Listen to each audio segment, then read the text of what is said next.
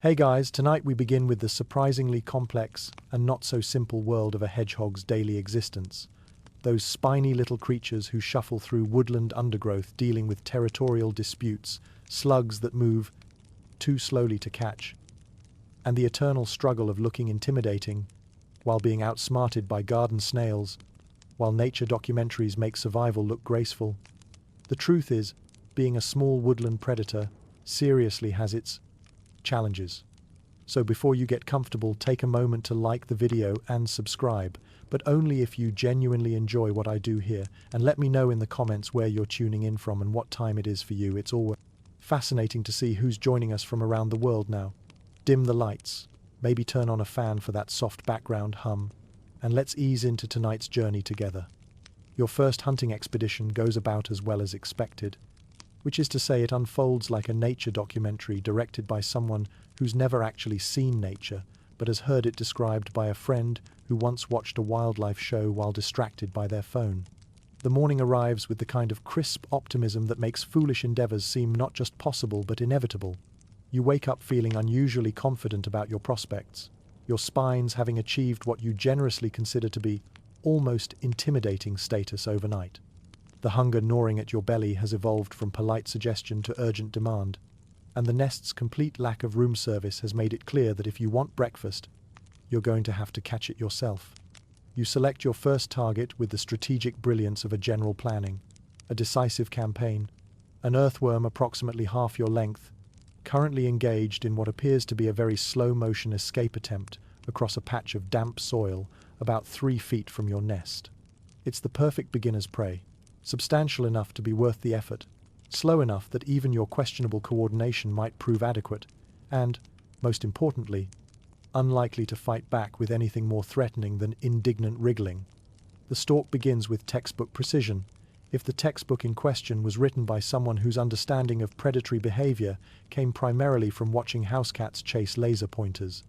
You advance across the forest floor with what you believe to be deadly stealth, placing each paw with the careful deliberation of someone navigating a minefield, your eyes locked on your target with the intensity of a chess master contemplating their next move. The earthworm, for its part, continues its leisurely progress across the soil, with the unhurried confidence of someone who's never been successfully hunted by anything more threatening than a robin with poor depth perception. It stretches and contracts in that peculiar earthworm rhythm, each movement covering roughly a millimeter of ground at the blistering pace of geological change. This turns out to be an optimistic assessment. The earthworm, despite its reputation for sluggish movement, appears to be operating on a completely different temporal framework than you are. While you're measuring progress in careful paw placements and strategic pauses, it's steadily flowing across the terrain like the world's most boring river, maintaining a consistent pace that's somehow always just slightly faster than your ability to close the distance. After 20 minutes of what can only be described as the world's most anticlimactic chase scene, you finally maneuver yourself into what you're convinced is the perfect pouncing position. The earthworm is directly ahead, moving in a predictable straight line toward what appears to be a small depression in the soil. You coil your muscles with the precision of a spring-loaded trap, calculate the trajectory with the mathematical genius of someone who's never actually passed a math test, and launch yourself through the air with the grace of a furry cannonball.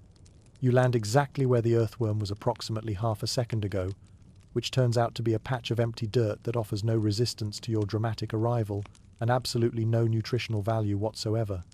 The earthworm, displaying either remarkable timing or the kind of survival instincts that come from millions of years of avoiding exactly this scenario, has disappeared into the soil with the efficiency of a magic trick performed by someone who's had entirely too much practice. You spend the next few minutes digging frantically at the spot where your prey vanished, sending small clods of earth flying in all directions and achieving nothing more impressive than a light coating of soil and a growing suspicion that hunting might be more complicated than your genetics led you to believe. Your second hunting attempt targets a beetle that's approximately the size of a large raisin and appears to be engaged in some kind of important beetle business involving a decomposing leaf. This seems like a more reasonable challenge. Beetles can't burrow to safety. They move in predictable patterns, and this particular specimen seems entirely focused on its work and completely unaware of your presence. You approach with what you've decided to call refined stealth, Having learned from your previous experience that charging directly at your prey while thinking dramatic thoughts might not be the most effective strategy. This time, you'll use patience, cunning, and the element of surprise to secure your first successful kill. The beetle, engrossed in its leaf-based activities, continues its work with the dedication of someone who takes their career very seriously. It moves in small, purposeful circles, occasionally pausing to investigate particularly interesting sections of decay with the thoroughness of a quality control inspector. You position yourself approximately 6 inches from your target, close enough to guarantee success, far enough to avoid premature detection. The beetle remains oblivious to its impending doom, continuing its systematic examination of the leaf with scientific precision. You prepare for the killing blow, coiling your muscles and focusing your entire being on the successful completion of this hunt. And then you sneeze. It's not a dramatic sneeze, or a particularly loud one, but in the context of a stealth operation, targeting a creature whose entire survival strategy depends on detecting approaching threats, it might as well be a fire alarm.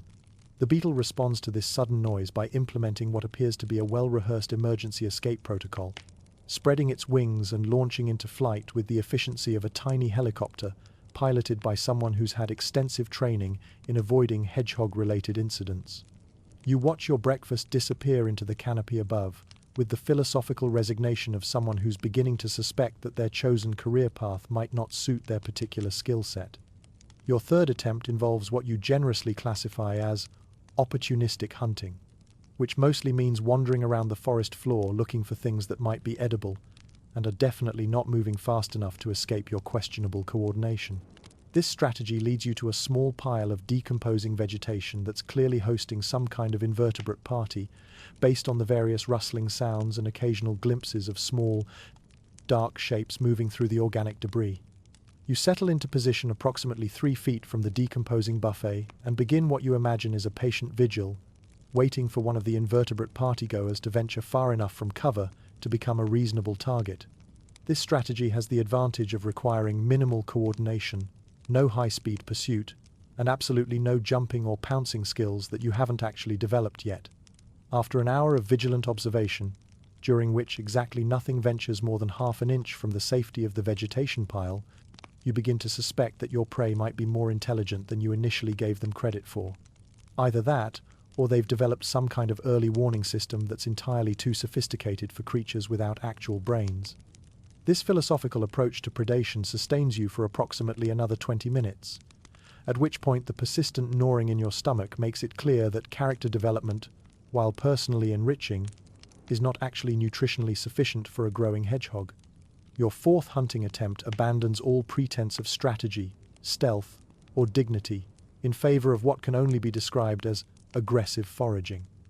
You begin systematically overturning every leaf, investigating every crevice, and generally disturbing the peace of every invertebrate within a 10-foot radius of your nest. It's not elegant, it's definitely not quiet, and it bears absolutely no resemblance to the graceful hunting techniques you've imagined, but it does have the advantage of occasionally producing results. You discover, hidden under a particularly promising leaf, a small snail that appears to be either dead or practicing an extremely convincing impression of being dead. Either way, it represents your first actual contact with potential food since beginning your hunting career approximately 3 hours ago. The victory celebration, it turns out, involves a great deal of cautious sniffing, experimental poking, and increasingly confident prodding as you gradually convince yourself that the snail is, indeed, deceased and unlikely to mount any kind of defensive response to your dinner plans. Your first bite of independently acquired food tastes like a combination of mud, salt, and the kind of satisfaction that comes from finally accomplishing something you've been attempting for the better part of a morning. It's not delicious, exactly, but it's yours, earned through your own efforts and representing the first successful step in what you're optimistically calling your predatory career. Your first encounter with an adult hedgehog happens on a Tuesday evening that had been proceeding with the kind of peaceful boredom that you've learned to appreciate as a sign that nothing is currently trying to eat you. You're engaged in what has become your standard evening routine, a careful patrol of the 3-square-foot area you've optimistically designated as your territory, when you round a familiar oak tree and find yourself face to face with what can only be described as a professional hedgehog. This creature is everything you aspire to be, and nothing like what you currently are. Their spines are arranged in perfect, intimidating rows that catch the evening light, like a natural armor display. Their posture radiates the kind of calm confidence that comes from having successfully navigated several years of woodland survival without getting eaten, lost, or embarrassingly defeated by garden snails. Most unnervingly, they regard your sudden appearance with the weary expression of someone watching a toddler attempt to parallel park a vehicle they've never seen before. Oh, you manage. Your carefully planned territorial patrol grinding to an abrupt halt approximately 6 feet from this impressive specimen of hedgehog competence. Hello, I was just patrolling my territory, which is this area that you're currently standing in. The adult hedgehog continues to observe you with the patient attention of someone who has all evening and nowhere else to be. Their silence stretches long enough to become uncomfortable, then long enough to become deeply awkward, and finally long enough to make you wonder if perhaps you've misunderstood some fundamental aspect of inter-hedgehog communication protocol. You draw yourself up to your full height, which is admittedly not particularly impressive, but represents the absolute maximum of your current intimidation capabilities. Your spines extend with what you imagine is fearsome precision, creating what you're convinced is a display of hedgehog authority that clearly communicates your status as the legitimate occupant of this particular patch of forest.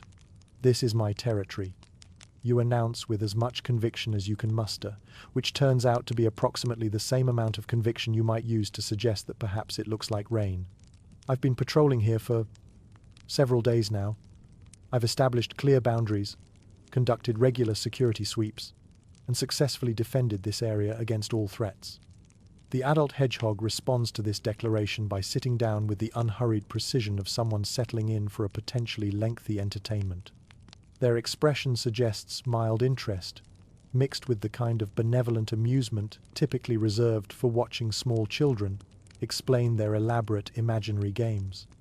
I should also mention, you continue, encouraged by what you're interpreting as respectful attention, that I've successfully hunted in this territory.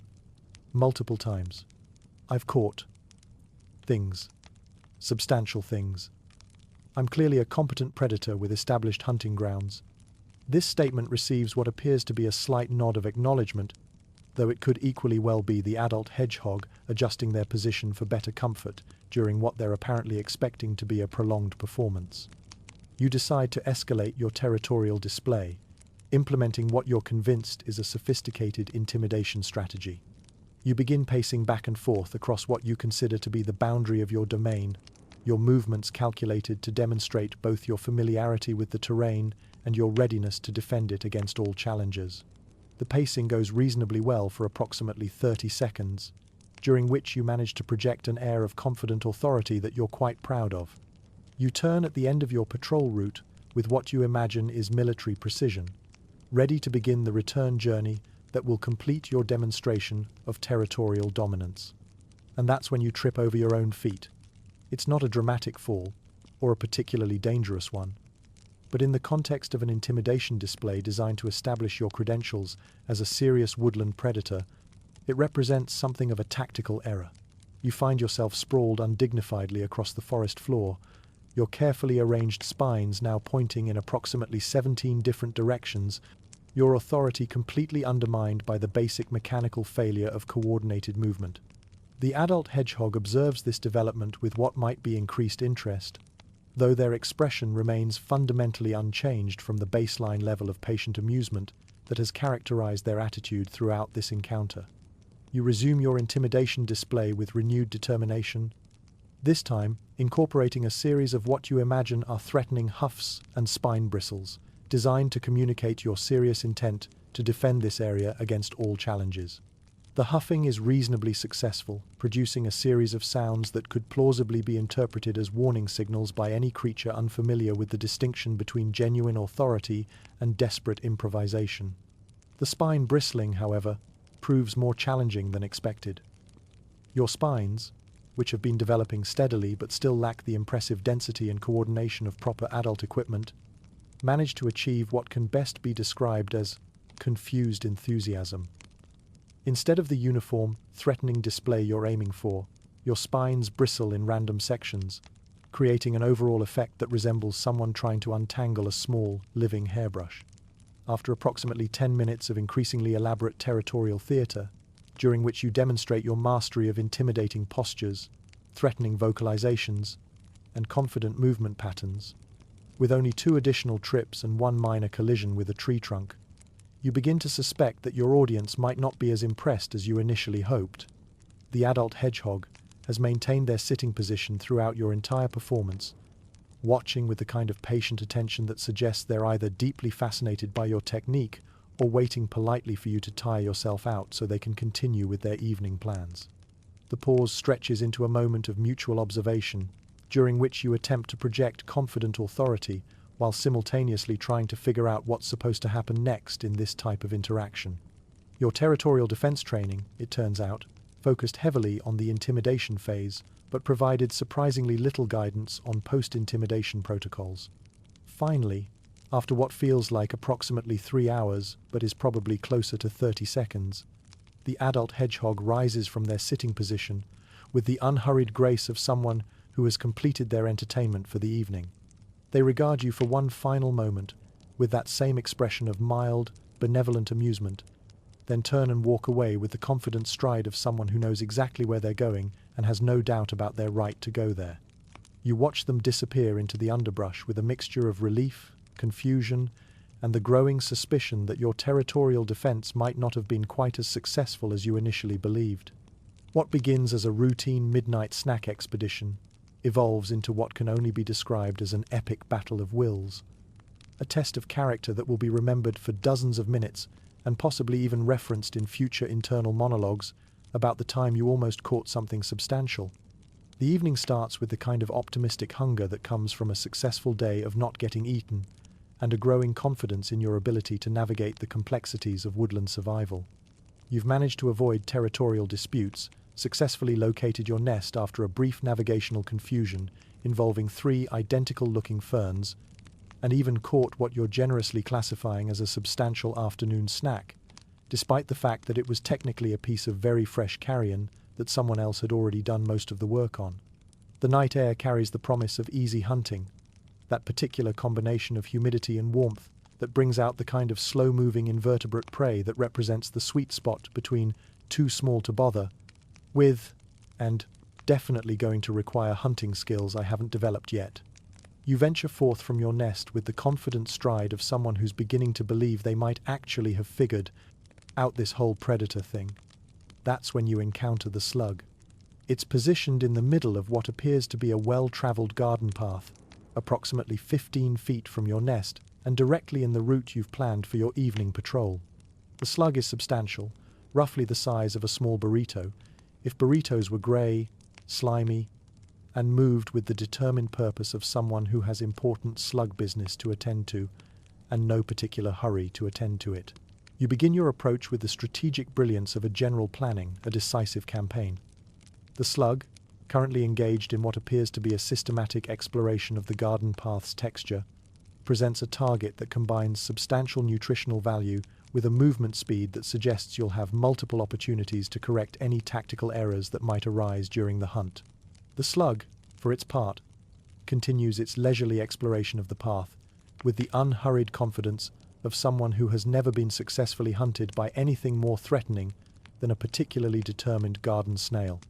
It moves in that characteristic slug fashion, a flowing, undulating progression that covers ground with surprising efficiency, despite appearing to involve no actual effort or urgency. Your first strategic decision involves determining the optimal angle of approach. The slug is currently moving perpendicular to your position, following what appears to be a deliberate path toward a patch of particularly appealing vegetation. You calculate trajectory, speed, and intercept points with the mathematical precision of someone who's never actually passed a math test, but has strong opinions about geometry nonetheless. You settle on a complex flanking maneuver that involves circling around to approach the slug from its rear left quadrant, a strategy that maximizes your element of surprise while maintaining multiple tactical options for the actual capture phase of the operation.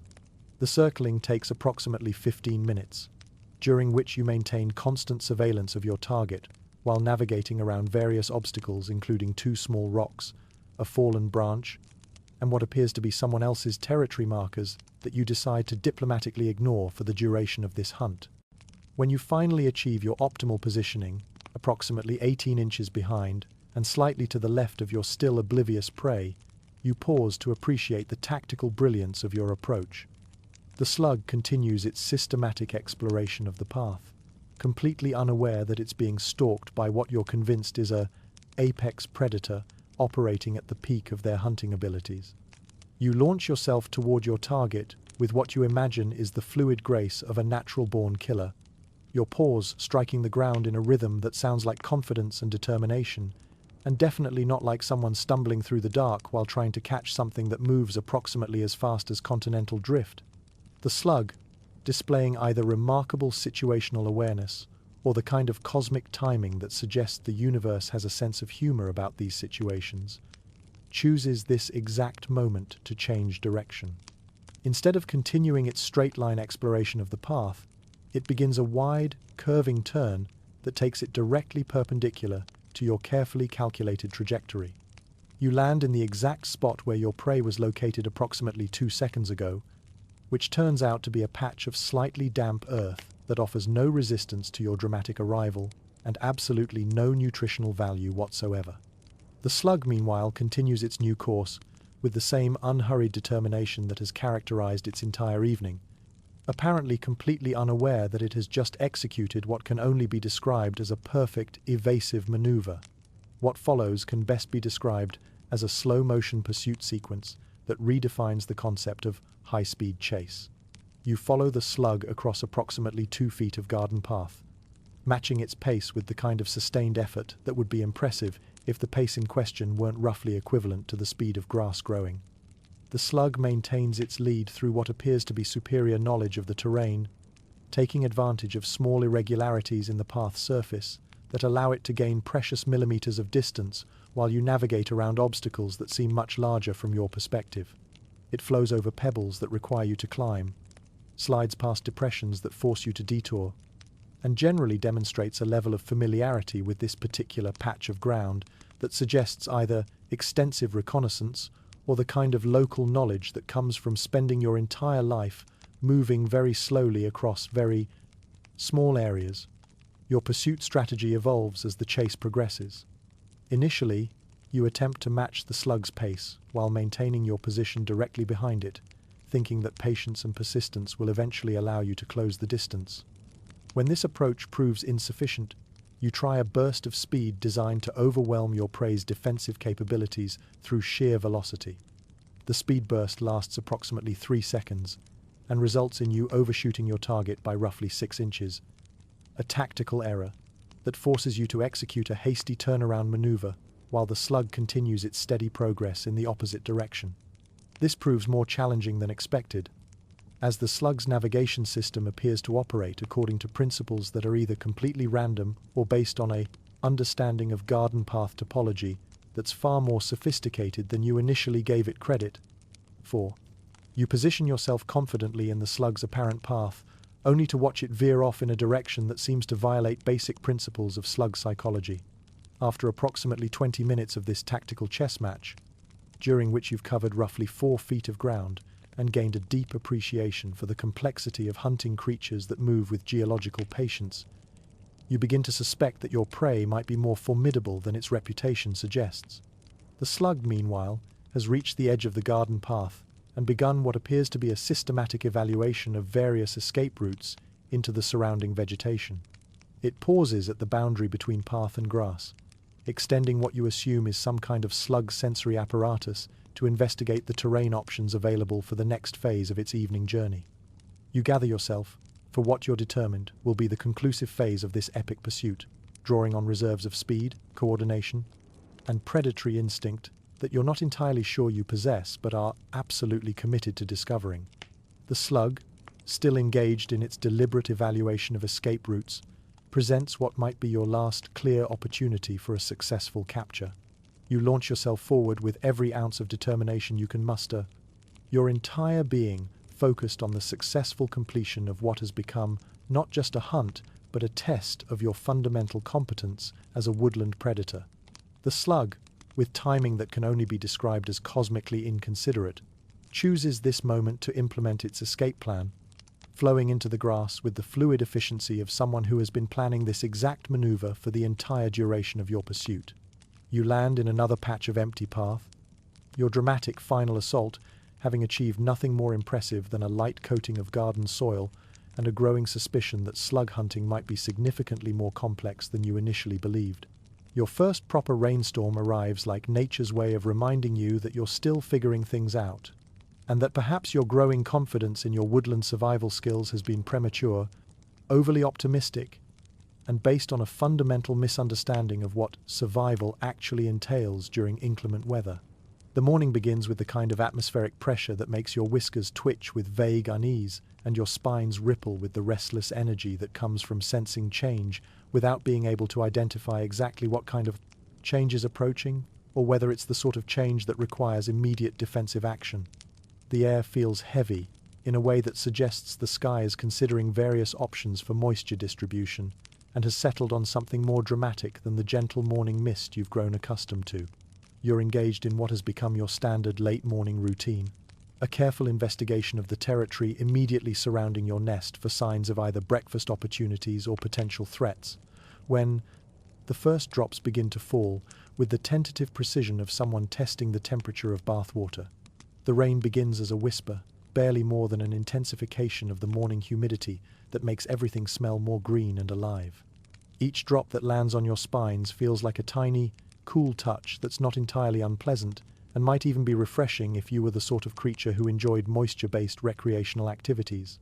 You continue your foraging with renewed determination, thinking that a little weather will provide an excellent opportunity to demonstrate your adaptability and resilience in the face of changing environmental conditions. After all, successful woodland predators need to be prepared for all kinds of atmospheric situations, and a gentle spring shower is hardly the sort of challenge that should concern someone who's successfully navigated the complexities of slug hunting and territorial negotiations. The rain's increase, from whisper to murmur, happens gradually enough that you don't immediately recognize it as a tactical situation requiring defensive measures. The drops become more frequent. The sound of water hitting leaves above your head develops from occasional patter to steady percussion, and the air fills with that particular scent of wet earth and growing things that usually signals good hunting conditions for creatures who don't mind getting a little damp in pursuit of their dinner. You continue your patrol with what you consider to be admirable dedication to your woodland responsibilities, despite the steadily increasing precipitation that's beginning to affect visibility and making the forest floor somewhat more slippery than optimal for precise movement. The rain transforms the familiar landscape of your territory into something that looks fundamentally the same but feels subtly different, as if someone has adjusted the contrast and added a layer of complexity to every surface. The transition from light shower to serious precipitation happens with the kind of meteorological enthusiasm that suggests the sky has been saving up moisture for exactly this moment and has decided to distribute it all at once with maximum efficiency. Within what feels like minutes, the gentle pattering becomes a steady drumming, the whispered rainfall becomes a conversational murmur, and the refreshing sprinkle becomes something that definitely requires more serious consideration of shelter options. You attempt to continue your foraging expedition with the kind of determined professionalism that demonstrates your commitment to maintaining normal routines regardless of atmospheric conditions. However, you begin to discover that hedgehogs are not in fact waterproof, and that dignity is surprisingly difficult to maintain while steadily accumulating moisture in places where moisture was clearly not intended to accumulate. Your spines, which you've been quite proud of for their improving density and arrangement, prove to have unexpected water retention properties. Instead of shedding rain in the sleek, efficient manner you might have expected from a properly designed woodland creature, they collect moisture with the enthusiasm of tiny, organic sponges, creating an increasingly heavy and uncomfortable situation that makes movement more difficult and significantly less dignified than you prefer. The forest floor, meanwhile, has transformed from a solid, reliable surface into something that resembles a very large, very shallow marsh, with aspirations of becoming a lake. Each step now involves a certain amount of strategic planning to avoid the growing collection of puddles, mud patches, and areas where the normal solid ground appears to have developed strong opinions about remaining horizontal. The retreat to your nest proves more challenging than expected, partly because the rain has made navigation more difficult, and partly because you're discovering that wet hedgehog fur has significantly different aerodynamic properties than dry hedgehog fur.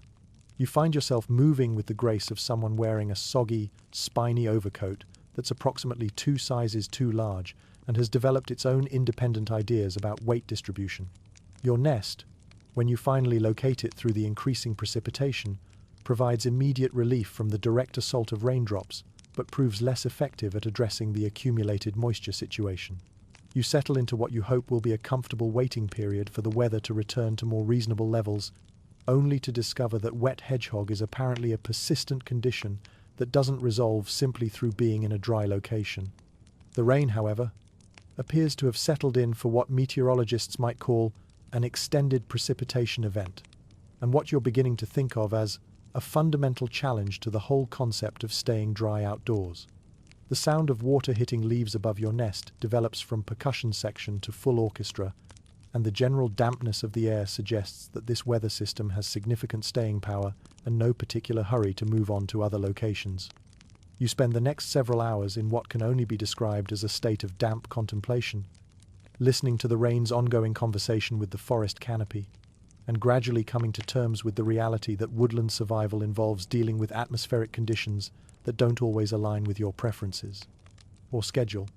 The rain finally begins to ease as the afternoon progresses, transitioning through stages of decreasing intensity until it returns to the kind of gentle mist that you now recognize as the meteorological equivalent of false advertising. You emerge from your nest into a world that's been thoroughly cleaned, refreshed, and made significantly more complicated by the addition of standing water in every low-lying area within your territory. Summer arrives with the subtlety of a warm, green avalanche, transforming your world from a place where survival requires constant vigilance and creative problem-solving into something that resembles nature's version of an all-inclusive resort, complete with abundant buffet options and climate-controlled comfort that makes you wonder why anyone ever worried about the complexities of woodland living. The change happens gradually at first, then all at once, like watching a photograph develop in reverse. The tentative green shoots of spring, which you'd been carefully monitoring for signs of edible potential, suddenly explode into a riot of foliage that provides both cover and an endless supply of invertebrate real estate. Every leaf seems to host its own community of potential meals. Every fallen log becomes a escarpment complex for beetles, and every patch of damp earth transforms into an earthworm distribution center, operating at maximum capacity. You wake up one morning to discover that the world has become fundamentally easier overnight. The persistent worry about food sources that has been your constant companion since achieving independence dissolves into the background noise of minor concerns, replaced by the much more pleasant problem of deciding which of several readily available dining options deserves your immediate attention. The forest floor has become a carpet of abundance that makes your early hunting expeditions seem like advanced training exercises designed to build character rather than actual necessity. Everywhere you look, there's something moving with the sluggish confidence of creatures who've never had to worry about becoming someone else's breakfast. Beetles lumber across open patches of ground with all the stealth of small, armored vehicles. Earthworms surface with the frequency of rush-hour commuters. Even the slugs seem slower and more numerous, as if the entire invertebrate community has decided that summer is the season for taking risks and living dangerously. Your hunting technique, which has been slowly improving through a combination of practice, desperation, and gradual accumulation of basic competence, suddenly becomes almost effortlessly effective. Prey that would have required elaborate stalking strategies and multiple failed attempts during the lean weeks of spring now practically presents itself for capture, moving with the kind of relaxed carelessness that comes from living in an environment where predation pressure is just one of many minor inconveniences rather than a constant existential threat. The nights, which had been exercises in endurance and careful temperature management, become positively pleasant. The air stays warm enough that you can focus on hunting and exploration rather than energy conservation. The extended daylight hours mean more time for activities that don't involve shivering in your nest and wondering whether you've made adequate preparations for the next period of atmospheric hostility. Your territory, which had felt like a carefully defended outpost in a hostile wilderness, begins to feel more like a well-chosen neighborhood in a generally friendly area. The constant vigilance that had characterized your early weeks of independence relaxes into a more sustainable level of casual awareness. You still monitor for threats and maintain your security protocols, but the urgent edge of survival anxiety softens into something more manageable.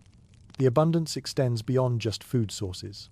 The forest itself seems more welcoming, with comfortable sleeping spots appearing in locations you hadn't previously noticed, water sources becoming more accessible, and even the weather cooperating with a consistency that makes you wonder if perhaps you'd been overthinking the whole atmospheric management situation.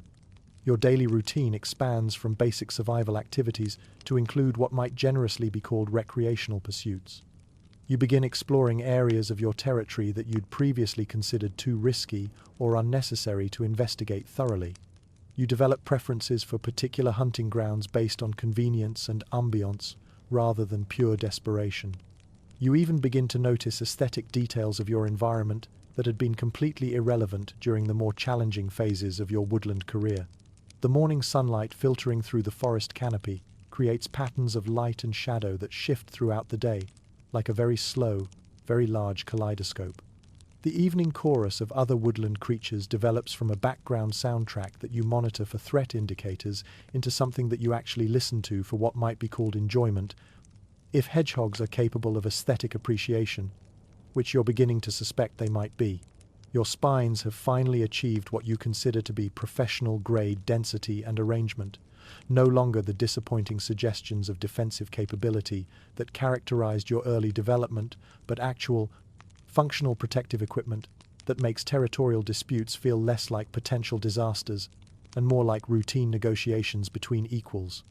Your coordination has improved to the point where you can navigate familiar terrain without conscious attention to foot placement, freeing up mental resources for higher-level strategic thinking and occasional philosophical contemplation.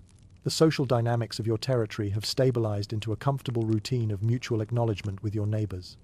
The other hedgehogs in the area seem to have accepted your presence as a legitimate part of the local ecosystem, transitioning from treating you as a temporary inconvenience to recognizing you as a permanent resident with established rights and responsibilities. Even your hunting technique has evolved beyond desperate improvisation into something that might almost be called systematic.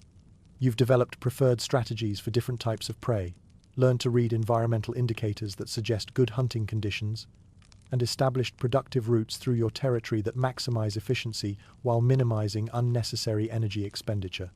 The world around you hums with the kind of contented activity that suggests every creature in the forest has reached the same conclusion about summer's advantages.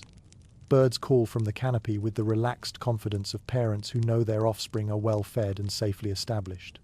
Small mammals move through the underbrush with the unhurried pace of commuters who know they'll make their connections. Even the insects seem less frantic, buzzing and humming with the satisfied efficiency of workers who know their quotas are easily achievable. You spend the long, warm evenings exploring the expanded boundaries of your comfort zone, venturing into areas that had seemed too risky during the more challenging months but now feel like natural extensions of your domain. The forest reveals layers of complexity and beauty that hadn't been apparent when your attention was focused entirely on immediate survival needs. Summer, you're beginning to understand, isn't just a season, it's a validation of all the learning, adaptation, and gradual skill development that has brought you to this point of comfortable competence in your chosen environment.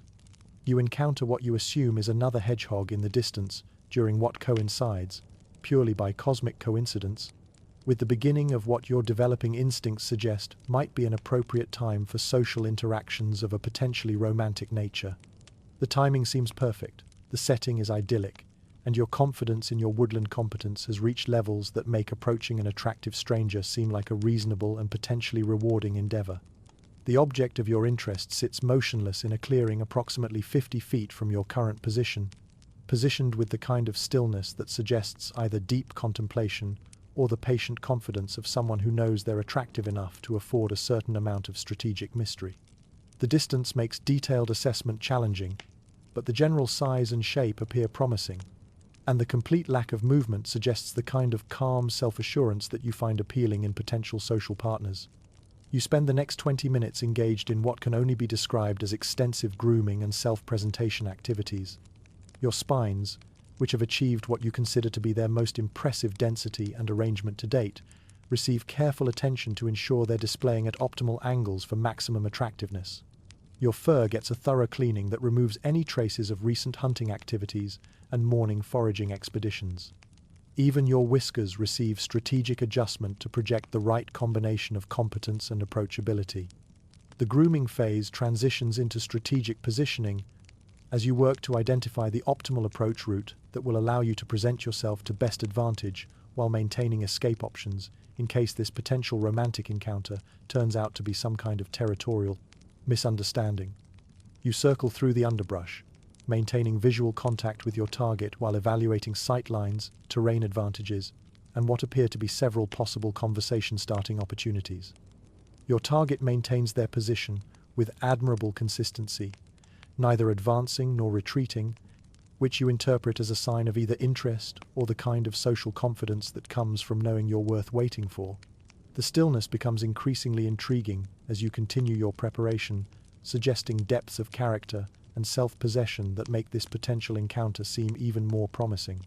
You begin your approach with what you consider to be an excellent balance of confidence and respectful caution, moving across the clearing with the kind of measured pace that demonstrates your comfort with social situations while allowing plenty of opportunity for your target to respond with encouraging signals or, if necessary, polite discouragement. The closer you get, the more impressed you become with your potential partner's commitment to projecting calm authority. They maintain their position without any of the nervous fidgeting or defensive posturing that might suggest discomfort with your approach. In fact, they seem almost completely relaxed, which you interpret as either a very positive sign about their interest level or evidence of social skills so advanced that they make complex interactions look effortless. At this distance, you begin to notice some interesting details about your potential romantic interest. Their coloring appears to be somewhat unusual, a mottled black and white pattern that doesn't quite match your expectations for normal hedgehog pigmentation, but could easily be an attractive regional variation or possibly just an effect of the lighting conditions in this particular clearing. More intriguingly, they seem to have achieved a level of spine control that's frankly impressive, maintaining what appears to be a completely relaxed, non-defensive configuration despite the approach of a stranger. This suggests either remarkable social confidence or possibly some kind of advanced meditation practice that allows for exceptional control over involuntary defensive responses. You spend another 5 minutes in final preparation, practicing opening lines and trying to decide whether to lead with territorial credentials, hunting competence, or perhaps some kind of casual observation about the weather or local environmental conditions. The range of conversational options feels both exciting and overwhelming, and you want to make sure your first words create exactly the right impression. Something confident but not presumptuous, you decide, settling on what seems like a balanced approach that acknowledges their obvious sophistication while demonstrating your own social competence. Something that opens the door for conversation without putting too much pressure on the interaction. You clear your throat with what you hope is an attractively confident sound and call out what you consider to be an excellent opening line. Beautiful evening for a walk, isn't it? The response is complete silence, which you interpret as either thoughtful consideration of your conversational overture or possibly the kind of strategic pause that sophisticated individuals use to establish conversational control. You wait patiently for a response, maintaining what you hope is an encouraging but non-pressuring expression. After approximately 30 seconds of continued silence, you decide to try a different approach, something that demonstrates more specific knowledge of local conditions and suggests the kind of territorial familiarity that might be attractive to a potential partner. I've been having excellent luck with beetle hunting in this area lately, you offer, thinking that shared interest in local food sources might provide a good foundation for further conversation. The invertebrate population has really picked up since the weather improved.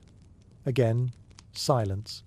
But this time you begin to notice that your potential romantic interest doesn't seem to be breathing with the kind of regular rhythm you might expect from someone engaged in active listening.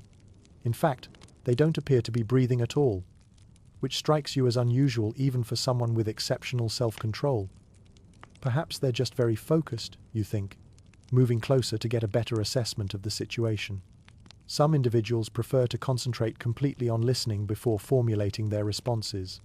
At a distance of approximately 3 feet, several things become clear simultaneously.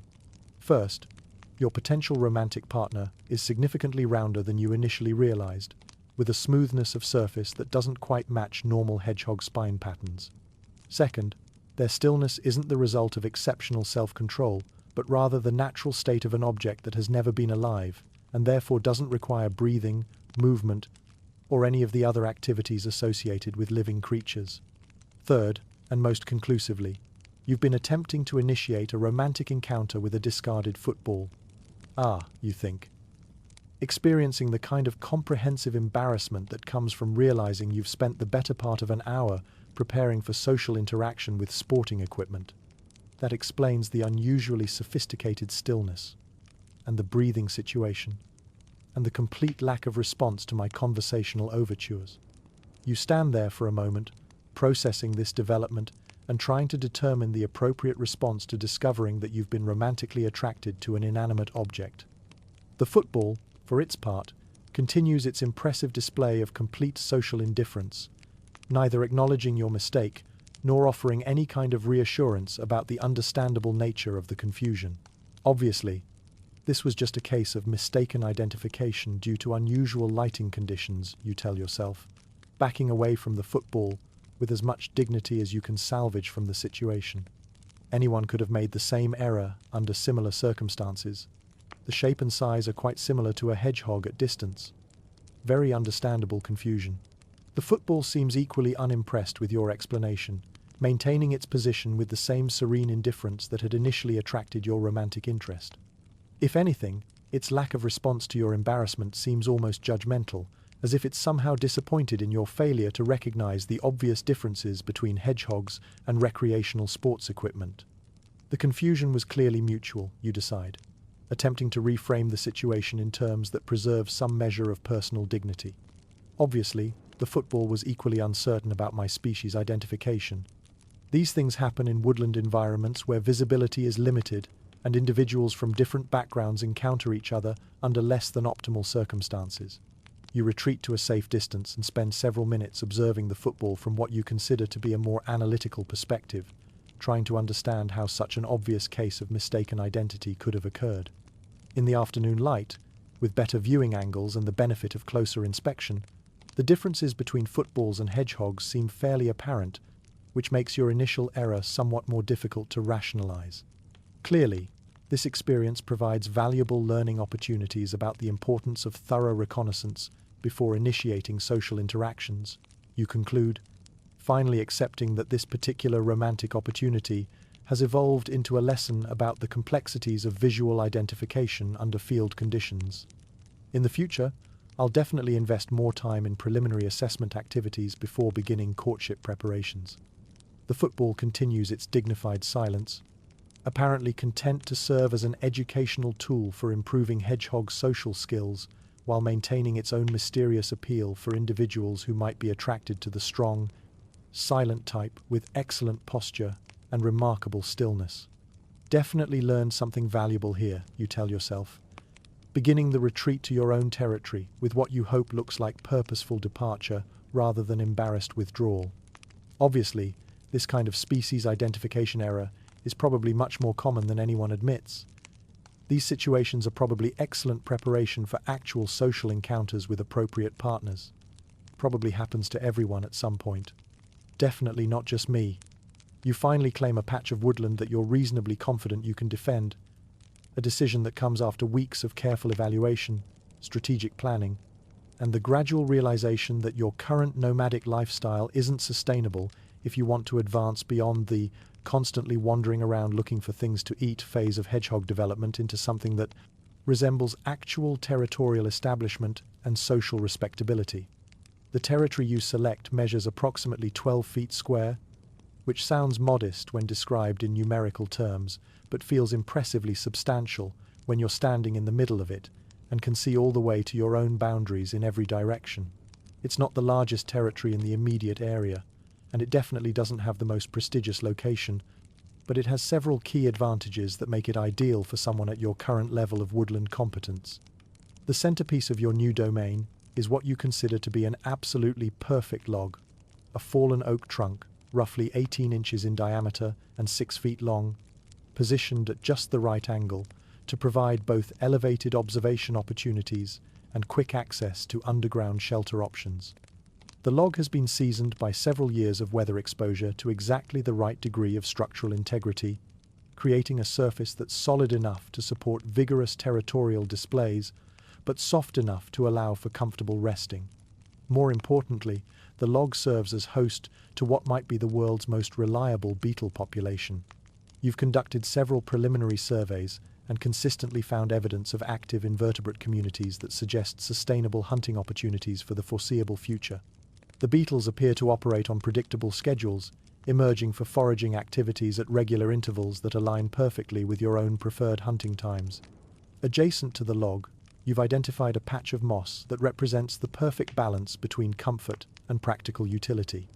The moss provides excellent cushioning for extended rest periods while maintaining good drainage characteristics that prevent the kind of dampness-related discomfort that can make even the best territory feel less than ideal during wet weather. This is exactly the kind of setup that a successful woodland predator needs, you think? Conducting your inaugural territorial patrol with the satisfaction of someone who's made excellent real estate decisions based on careful analysis of practical requirements rather than emotional impulses. Strategic advantages, reliable food sources, comfortable accommodations, and clear defensive positions. The boundaries of your territory are naturally defined by a combination of geographical features and what you've assessed as reasonable defensive perimeters based on your current capabilities. To the north, a small depression in the forest floor creates a natural barrier that would funnel any approaching threats into easily monitored access points. To the south, dense undergrowth provides both concealment opportunities and multiple escape routes. The eastern and western boundaries follow natural sightlines that maximize your ability to detect approaching visitors while maintaining your own strategic flexibility. You spend your first week as a legitimate territory holder, learning the intimate details of your new domain, the precise location of the best beetle hunting spots, the optimal routes for defensive patrols, the most comfortable resting positions on your log, and the various environmental indicators that suggest changes in weather, food availability, or potential security concerns. This is what territorial authority feels like. You tell yourself during one particularly successful morning patrol that combines productive foraging with comprehensive security assessment. The confidence that comes from knowing every inch of your own domain and having the competence to defend it against all reasonable challenges. Your first test as a territorial defender comes on a Tuesday afternoon that had been proceeding with the kind of peaceful routine that makes territorial ownership seem like a purely theoretical concept rather than something that might require actual defensive action. You're engaged in a casual beetle investigation near the southern boundary of your domain when you notice movement that definitely doesn't belong to the normal invertebrate population. A rabbit, significantly larger than you, obviously herbivorous, and displaying the kind of confident movement that suggests it's either lost or operating under some fundamental misunderstanding about local territorial arrangements, has wandered into your domain and begun what appears to be a systematic evaluation of your moss patch for potential dining opportunities. This is it, you realize with a mixture of excitement and terror. This is where I prove that my territorial claims are backed by actual defensive capabilities rather than just optimistic posting of boundaries. The rabbit, currently engaged in detailed examination of what you consider to be your premium moss reserves, appears to be operating under the assumption that this is open-access public land, available for casual grazing by any creature that happens to wander through. This represents a direct challenge to your territorial authority that clearly requires immediate and decisive response. You begin your defensive display with what you consider to be an excellent combination of authoritative posturing and strategic positioning. You advance to within approximately 6 feet of the intruder, arrange your spines in what you hope is an intimidating configuration, and clear your throat with the kind of commanding sound that should make your territorial intentions absolutely clear. Excuse me. You call out with what you intend to be firm authority tempered by reasonable politeness. This is private territory. I'm going to need you to relocate your grazing activities to areas that aren't currently under active territorial management. The rabbit responds to this announcement by looking up from your moss with the kind of mild confusion that suggests either hearing problems or complete unfamiliarity with standard territorial protocol.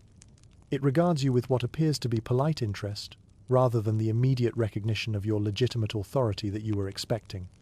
Perhaps they need a more comprehensive explanation of the situation. You think, escalating your defensive display to include more dramatic spine bristling and what you hope is a more obviously intimidating posture. Some individuals require additional context to understand territorial boundaries and associated access restrictions. This area has been claimed and is under active defense. You continue, incorporating some strategic pacing that demonstrates your familiarity with the terrain while maintaining constant visual contact with the intruder. I've established legitimate territorial rights through consistent occupation, comprehensive boundary maintenance, and successful resource management. Your current activities constitute trespassing and unauthorized consumption of protected vegetation. The rabbit considers this information with what appears to be thoughtful attention, then returns to examining your moss with the kind of deliberate focus that suggests either complete disregard for your territorial claims or a decision-making process that operates on a significantly different timeline than your own. Time for more direct action, you decide, implementing what you consider to be an escalated but still reasonable defensive strategy. Obviously, this situation requires a demonstration of actual territorial enforcement capabilities rather than just verbal warnings. You advance to within 3 feet of the rabbit and begin what can only be described as an intensive intimidation campaign, combining maximum spine display with strategic vocalizations designed to communicate your serious intent to defend your territorial interests through physical force if necessary. The huffing and spine bristling prove surprisingly effective. The rabbit, apparently recognizing that this situation has evolved beyond casual misunderstanding into something that might require more energy than moss consumption is worth, abandons its investigation of your vegetation and begins what appears to be a strategic withdrawal toward your southern boundary.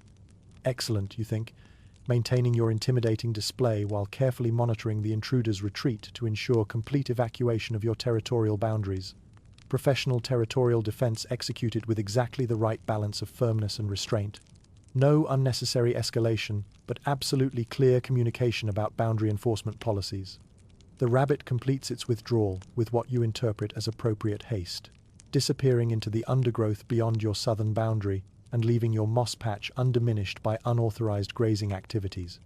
You conduct a thorough post-incident security sweep to confirm that your territory has been completely secured and that no additional intrusions are in progress. Definitely successful territorial defense, you conclude, settling onto your log with the satisfaction of someone who's proven their credentials as a legitimate territory holder through practical demonstration of defensive capabilities. Clear establishment of boundaries, professional handling of security challenges, and maintenance of territorial integrity without unnecessary conflict escalation. Your territory feels more secure and legitimate after this successful defense, transforming from a theoretical claim into something that's been tested and validated through actual defensive action. The log, the moss patch, and the reliable beetle population now feel like genuine assets that you've proven capable of protecting, rather than just convenient resources that you happen to be using temporarily. This is what territorial authority feels like, you muse, watching the evening light filter through your own personal forest canopy onto your own defended patch of woodland. The confidence that comes from knowing you can back up your claims with actual defensive action when circumstances require it. An elderly hedgehog takes a mild interest in your continued survival, appearing in your territory on a Thursday evening with the casual confidence of someone who's been successfully navigating woodland politics since before you were even a theoretical possibility in your parents' reproductive planning. Their arrival lacks any kind of dramatic announcement or formal introduction. One moment you're engaged in a routine patrol of your beetle population. The next moment you're aware of being observed by someone who's clearly been watching your activities for some time with the patient attention of a professional evaluating amateur performance. Interesting, they seem to think. Settling into a comfortable observation position on the far side of your log with the kind of territorial confidence that makes it clear they could claim this entire area if they wanted to, but are choosing not to out of either politeness or mild entertainment. Let's see what this one thinks they're doing. You become aware of their presence gradually, first as a subtle sense that your usual privacy has been modified, then as an increasing certainty that someone with significantly more experience than you is conducting a comprehensive assessment of your territorial management skills. When you finally locate your observer, they're positioned with the relaxed authority of someone who's found a comfortable seat for what they expect to be an instructive performance. "Good evening," you offer, attempting to project the kind of confident hospitality that demonstrates your comfort with unexpected visitors while maintaining appropriate territorial boundaries. "Welcome to my territory. I wasn't expecting company, but you're welcome to observe my evening patrol activities." The elderly hedgehog responds to this greeting with what appears to be mild amusement, their expression suggesting that your attempt at formal territorial courtesy has been noted and filed under charmingly optimistic rather than professionally competent. "Continue with what you were doing," they reply with the kind of voice that suggests extensive experience in providing unsolicited advice to younger hedgehogs. "I'm curious to see your hunting technique." This invitation to perform your normal activities under expert observation creates exactly the kind of performance pressure that makes normal activities feel suddenly complicated and unfamiliar. Your routine beetle investigation, which had been proceeding with comfortable efficiency, transforms into something that feels like a practical examination being administered by someone who definitely knows the correct answers to questions you didn't realize were being asked. "Just act natural," you tell yourself, attempting to resume your foraging activities with the kind of relaxed competence that had characterized your behavior before acquiring an audience. Obviously, an experienced hedgehog will be impressed by authentic demonstration of practical woodland skills. Your first beetle encounter under supervision unfolds with approximately half the grace and twice the self-consciousness that usually characterizes your hunting activities. You approach your target with exaggerated stealth, implement your stalking strategy with theatrical precision, and execute your capture attempt with the kind of determined effort that suggests you're trying very hard to look like you know what you're doing. The beetle, perhaps sensing the increased performance pressure, or simply operating according to its own mysterious beetle priorities, manages to escape through what can only be described as a combination of your over-eager approach and what appears to be cosmically inconvenient timing. Observes your audience with the kind of thoughtful sound that suggests careful evaluation of suboptimal technique. Interesting approach to prey acquisition. That was clearly just an unusual set of circumstances, you think, beginning immediate pursuit of a second beetle that presents what appears to be a much more straightforward hunting opportunity. Obviously, the next demonstration will be much more representative of my actual capabilities. The second hunting attempt proves no more successful than the first, despite your increased determination to demonstrate competent predatory skills. The beetle in question implements what appears to be a well-rehearsed escape strategy that takes advantage of your slightly over-eager pursuit technique and results in another addition to your growing collection of escaped dinners. "You're thinking too much," offers the elderly hedgehog with the tone of someone providing helpful feedback rather than criticism. Beetles don't require strategic planning. They require patience and basic coordination. This observation proves both accurate and somewhat deflating. You realize that your normal hunting activities, which had been achieving reasonable success rates through a combination of persistence and gradually improving technique, have become complicated by your desire to demonstrate advanced skills that you don't actually possess yet. Obviously, expert instruction provides valuable learning opportunities, you tell yourself, settling back to listen to what appears to be the beginning of an impromptu educational session. This is exactly the kind of mentorship that accelerates professional development. "The problem with young hedgehogs," continues your uninvited instructor, "is that they think hunting is about being impressive rather than being effective. You're performing for an audience instead of catching dinner." They demonstrate this observation by implementing what appears to be an effortless beetle capture, moving with the kind of unhurried precision that makes successful predation look like something that happens naturally rather than something that requires extensive planning and concentrated effort. "See?" they note, settling back with their captured prey. No drama, no elaborate maneuvering, no performance anxiety, just basic competence applied efficiently.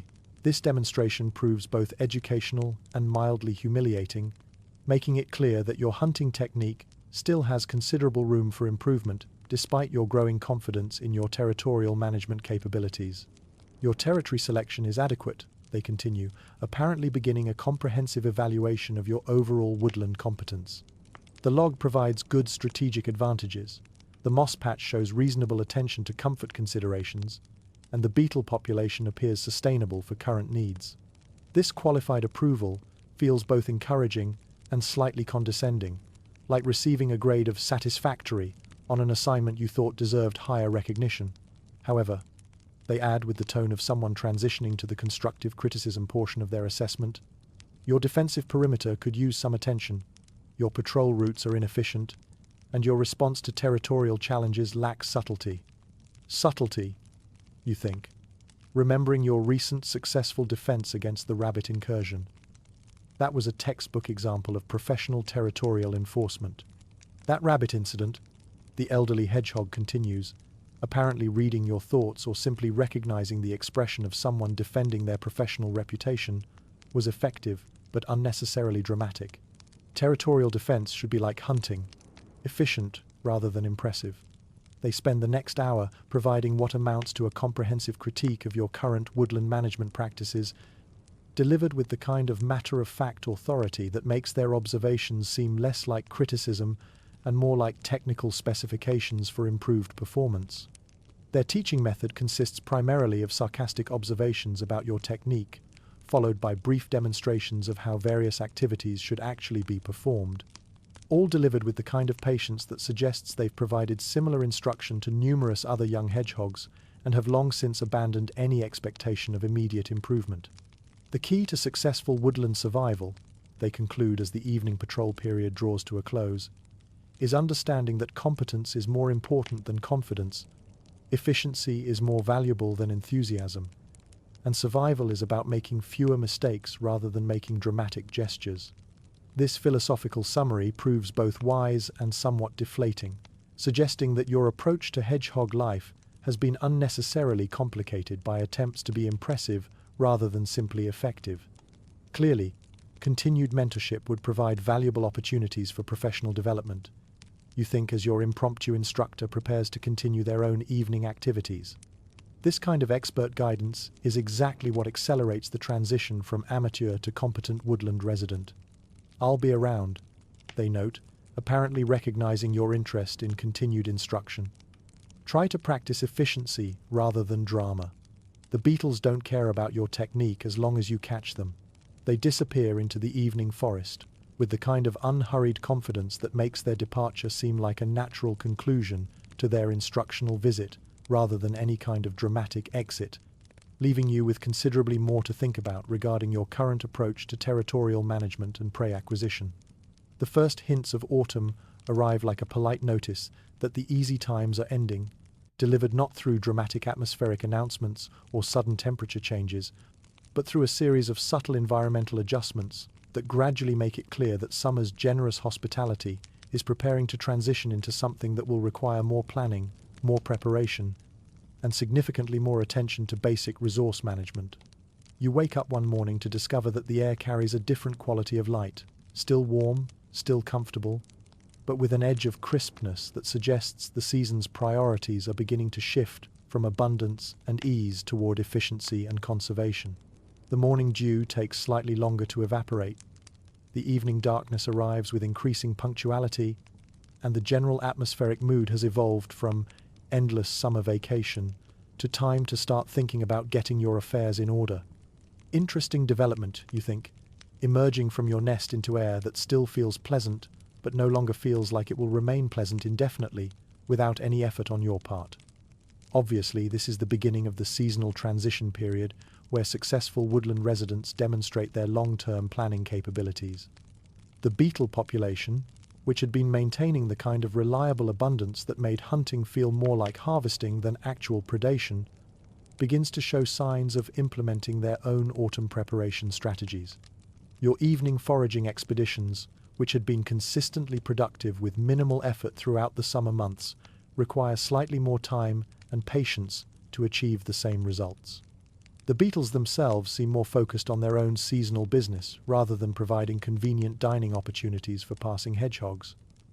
They move with increased purpose, spend less time in exposed locations, and generally display the kind of behavior that suggests they're operating according to biological imperatives that don't prioritize your nutritional convenience. Time to begin serious preparation for seasonal transition. you decide, implementing what you consider to be a comprehensive autumn readiness strategy that combines increased food acquisition activities with careful evaluation of winter shelter options. Obviously, successful woodland predators plan ahead, rather than hoping that favorable conditions will continue indefinitely. You begin the serious business of eating everything in sight, a strategy that proves both more challenging and more necessary than you initially expected. The everything in sight approach requires significantly more hunting effort than the casual foraging that had characterized your summer routine, partly because there's less in sight, and partly because what is in sight seems less interested in being caught. Your daily hunting schedule expands from comfortable evening expeditions into what amounts to nearly continuous foraging activities, punctuated by brief rest periods and increasingly urgent scouting missions for untapped food sources. The leisurely pace of summer hunting, where you could afford to be selective about prey quality and hunting conditions, gives way to a more pragmatic approach that prioritizes caloric accumulation over dining preferences.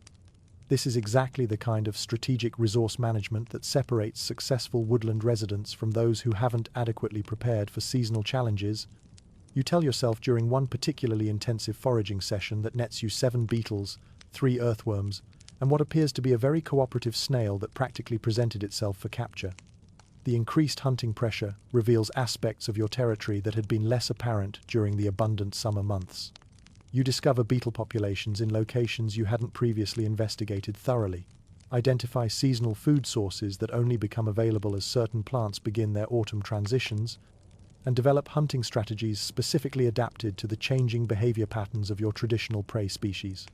Your standards for acceptable dining options, which had become somewhat elevated during the season of plenty, undergo rapid adjustment to reflect current market conditions. Beetles that you might have passed over during summer's peak abundance now receive serious consideration. Earthworms that would have been deemed too small for your attention during the easy months become valuable additions to your daily nutritional intake. Even slugs, despite their continued ability to implement surprisingly effective escape strategies, merit more persistent pursuit than your previous casual encounters. Obviously, this increased hunting intensity is just a temporary adjustment to seasonal conditions. You rationalize during one particularly exhausting day that involves chasing the same beetle for 20 minutes before finally achieving a successful capture. Once I've accumulated adequate fat reserves for winter, I can return to more selective hunting practices. The fat accumulation project proves more challenging than expected, partly because your metabolism seems designed to process food efficiently rather than store it for future use, and partly because the autumn hunting conditions require significant energy expenditure that competes with your storage objectives. You begin to understand why your summer mentor had emphasized efficiency over drama. Energy conservation becomes increasingly important when energy acquisition requires more effort. Parallel to your intensive feeding program, you begin the complex process of evaluating winter shelter options with standards that prove surprisingly high for someone who was recently outsmarted by garden snails and had romantic feelings towards sporting equipment. Your current territory, while excellent for summer living, presents certain limitations for extended cold weather occupation that require either significant modifications or identification of alternative accommodations. Your existing nest, which had been perfectly adequate for the mild nights and comfortable days of summer, begins to feel somewhat exposed and underdeveloped when evaluated from the perspective of month-long occupancy during potentially harsh weather conditions. The drainage is adequate for normal precipitation, but might prove insufficient for extended wet periods. The insulation properties are fine for current temperatures, but could be inadequate for more serious cold. The overall structural integrity is suitable for routine use, but might not withstand the kind of weather events that winter apparently specializes in. Clearly, this situation requires comprehensive shelter evaluation and possible relocation to premises more suitable for extended occupancy. You conclude after conducting several detailed inspections of your current accommodations. Obviously, successful winter survival depends on adequate preparation rather than hoping that mild weather will continue indefinitely. You begin a systematic survey of potential winter shelter sites within your territory, applying criteria that combine practical considerations with what you consider to be reasonable comfort standards. The ideal winter hideout, you determine, should provide protection from precipitation, insulation from temperature extremes, multiple access and escape routes, proximity to potential food sources, and defensible positioning that doesn't require constant vigilance during periods when you'd prefer to focus on conservation of energy rather than territorial security. These requirements prove more demanding than expected. Several locations that seem promising during initial evaluation reveal significant limitations when subjected to more detailed analysis. A hollow under your log provides excellent protection from above, but proves vulnerable to water accumulation during heavy rain. A dense thicket near your southern boundary offers superior camouflage but limits escape options and makes monitoring for potential threats more difficult. A depression near your eastern boundary initially appears ideal, with good drainage, natural insulation, and multiple access routes, but closer inspection reveals evidence of previous occupation by creatures with significantly different hygiene standards and possibly different dietary preferences that might include hedgehogs. Obviously, winter shelter selection requires the same kind of careful analysis that successful territorial establishment demanded. You tell yourself during one particularly thorough site evaluation that involves testing drainage characteristics, assessing structural integrity, and evaluating the defensive implications of various entrance configurations. This is where all my accumulated woodland experience really proves its value. Your shelter search expands beyond your current territorial boundaries as you begin to realize that optimal winter accommodations might require some strategic flexibility regarding the strict territorial limits that had characterized your summer residence pattern. The autumn preparation phase, you're learning, involves not just resource accumulation, but also strategic adaptation to seasonal realities that might require temporary adjustments to your established lifestyle patterns. The perfect winter shelter, when you finally identify it, proves to be located approximately 20 feet outside your established territorial boundaries, situated under the root system of a mature oak tree that provides both structural protection and natural insulation. The site offers multiple entrance options, excellent drainage characteristics, proximity to several reliable food sources, and what appears to be a long history of successful occupation by creatures with appropriate size requirements and compatible living standards. This represents exactly the kind of strategic real estate decision that demonstrates sophisticated long-term planning. You decide, beginning the complex negotiations required to establish legitimate occupancy rights to property that's technically outside your current territorial jurisdiction. Obviously, successful winter survival sometimes requires flexible interpretation of standard territorial boundaries. The occupation rights situation proves more complicated than expected, involving delicate negotiations with current territorial holders, careful assessment of local political dynamics, and what amounts to a comprehensive feasibility study regarding the practical implications of maintaining two separate residential properties during different seasonal periods. Your eventual solution involves what you consider to be an innovative lease arrangement that provides winter occupancy rights in exchange for certain territorial concessions during the summer months, creating a seasonal residence pattern that maximizes your access to optimal shelter during the challenging months, while maintaining your claim to superior hunting territory during the abundant periods. Definitely sophisticated property management that demonstrates advanced woodland competence, you conclude, beginning the process of preparing your winter shelter for extended occupancy while maintaining your summer territory for continued hunting activities during the remaining autumn weeks. This is exactly the kind of strategic planning that separates successful woodland residents from those who haven't adequately prepared for seasonal challenges. The autumn preparation phase, you're discovering, involves significantly more complexity than simply eating more food and finding a warmer place to sleep.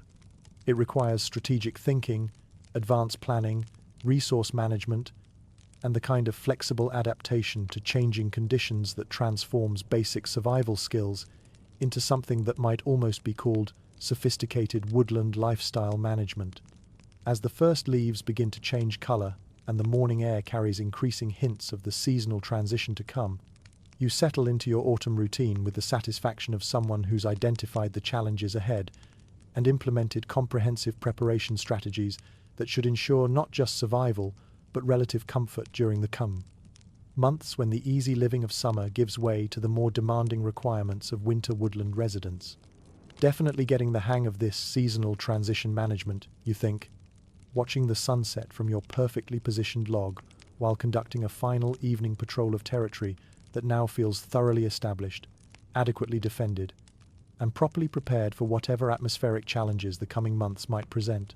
Obviously, this is where all that early character development and skill acquisition really pays off.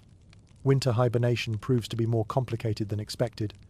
Despite your extensive autumn preparation and what you consider to be comprehensive research into the theoretical aspects of extended unconsciousness as a seasonal survival strategy, you enter your carefully selected winter shelter with the confidence of someone who's solved a complex logistical problem through advanced planning and superior resource management, only to discover that hibernation operates according to biological principles that don't particularly care about your organizational skills or strategic thinking.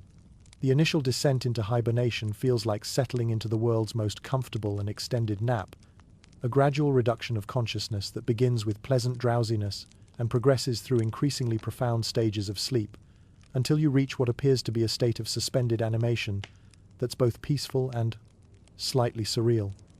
Your last conscious thought before entering full hibernation mode involves satisfaction about your excellent preparation and anticipation of a restful winter season. You wake up 3 weeks later with the vague sense that you've forgotten something important, accompanied by the immediate discovery that your carefully hoarded food supplies have developed strong opinions about their storage conditions during your absence.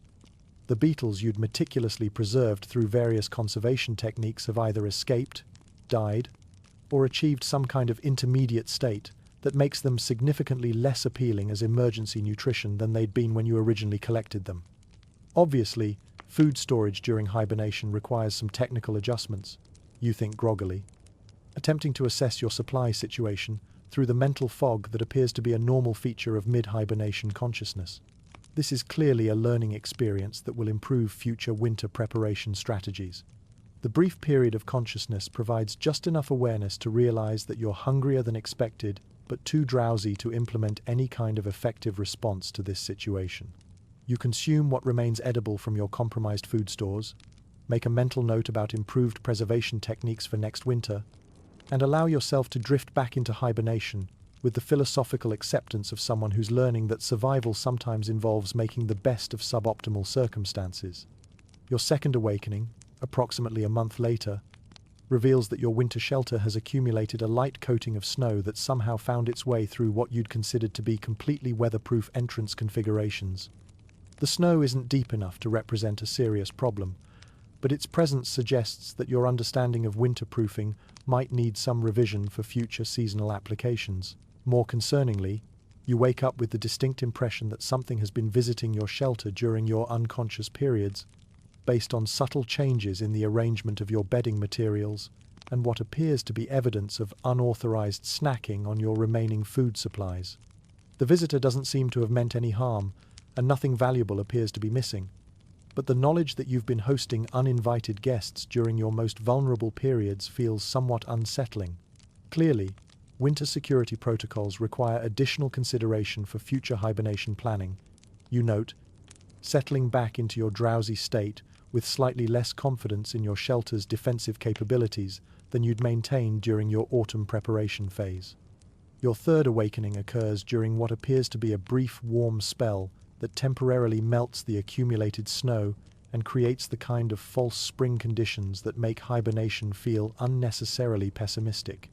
You emerge from your shelter into air that feels almost pleasant and consider the possibility of resuming normal activities several weeks ahead of schedule, only to discover that the apparent improvement in weather conditions is temporary and followed by a return to properly winter-like temperatures that make your warm shelter feel like excellent decision-making rather than excessive caution. This pattern of intermittent consciousness continues throughout the winter months, creating an experience that feels less like extended sleep and more like a series of very strange, very brief dreams separated by long periods of complete unconsciousness.